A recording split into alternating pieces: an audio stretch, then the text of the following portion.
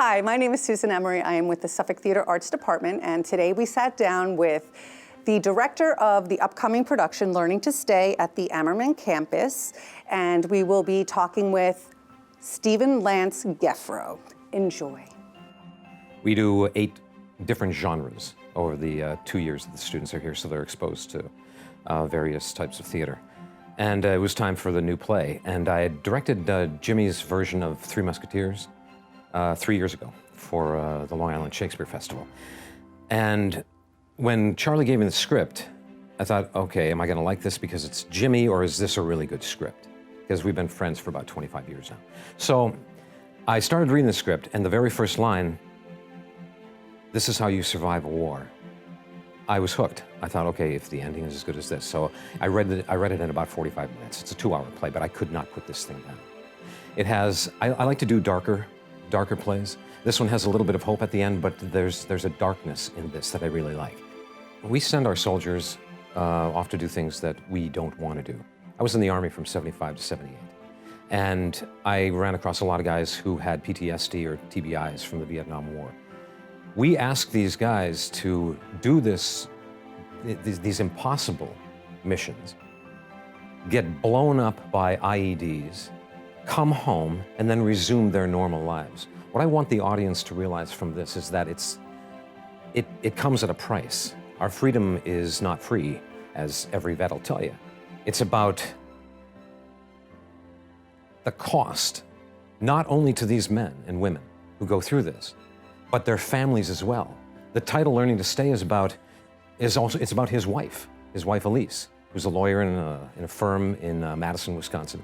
And he comes home and everything is normal at first, and then he starts exhibiting signs. So she, throughout the course of the play, does all the research necessary to figure out how to stay in the marriage, how to help him through what he's going through. He discovers a lot of things by himself, but it's her giving up her life as she knows it to help him so that they can stay in the marriage, so that they can grow together. I approach my plays, whether I'm acting or directing, I approach them from a Stanislavski-based background. We research the hell out of everything we do. One of the challenges on this play is that I've got 18, 19, 20-year-old kids playing people that are in their 30s, 40s.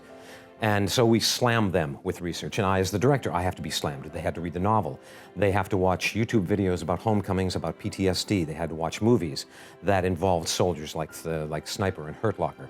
Then they have to do these 40-page character charts where every aspect of their life is under a fine-tooth comb, so that they start developing from the inside out, like we do with Stanislavski, the spines of these characters, so they're actually living the lives of these characters.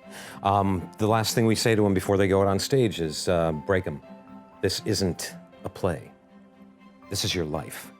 And that last thing usually sticks, because for the last 6 weeks, they've been totally immersed in the action objective work, the personalizations, the method of Stanislavski, and adding all of this research, outside research on what's going on in this play, to PTSD, to TBIs, to the guys who didn't make it back, to the guys who came back and were missing limbs, the guys who looked normal.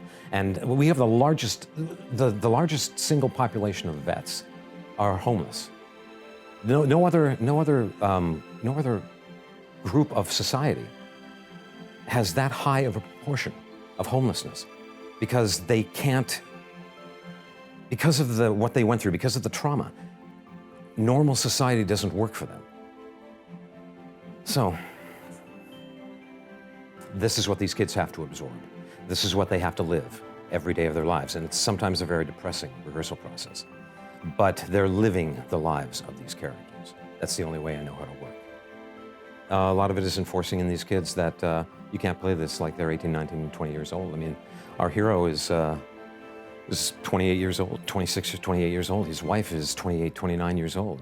And these are our 2 heroes, and my kids are, like 19, 20, 21. So it's the fact that the play has 41 scenes in 91 pages. It's cinematic to a degree, but also not to a degree. It's very theatrical in that we seamlessly move from her kitchen up to the bedroom, to her workplace, the work office, over to her girlfriend's house, to her father-in-law's place, to the barn that her husband is renovating towards the end, because that's the only place he feels safe to live. Every moment there is movement from place to place to place. And we're all doing it we're using acting blocks, platforms, and light changes, and that is it. We have a dog in the play, but we can't use a real dog because dogs are uncontrollable on stage. There's a baby in the play, but we can't use a real baby. Again, actors don't like working with babies. So one of my actors is doing the baby voice when she starts to cry. Another one of my actors is doing the dog when the dog finally appears in the play with the barks, and it's right out in front of the audience. Actors are changing clothes right out in front of the audience, so that we're not hiding anything from this. We are putting guts and all right on that stage for the audience to absorb. I hope they have a greater understanding of the sacrifices that these people make, not just our veterans, although that's, paramount to me, but to the families. Because when somebody comes home with an injury like this, they're not the only casualty. Everybody in their family becomes a casualty because the person is unable to relate. I also hope that they get out of this that you're not alone. There are places out there that you can get help, whether you're a family member or whether you're the veteran.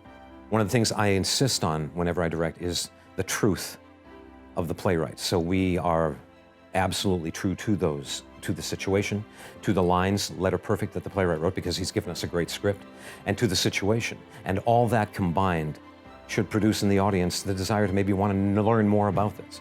When they see a veteran, or when they see a veteran, for instance, with the service dog, that they thank him for the service and for his sacrifice to this country, or her sacrifice to this country. That's what I want them to get out of this. One of the challenges on the show is that Ali's been here for a few years. He taught himself English by watching television.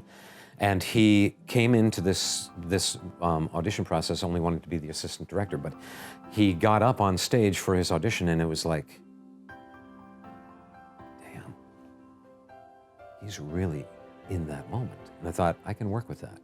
If they get up on the stage and they don't do squat, it's like, okay, thanks, next. And then we bring this, but there's something inside that I can work with. When there's a darkness that lies within that they're afraid to go to, I can safely help them, guide them to get through that, because it's what we do as actors.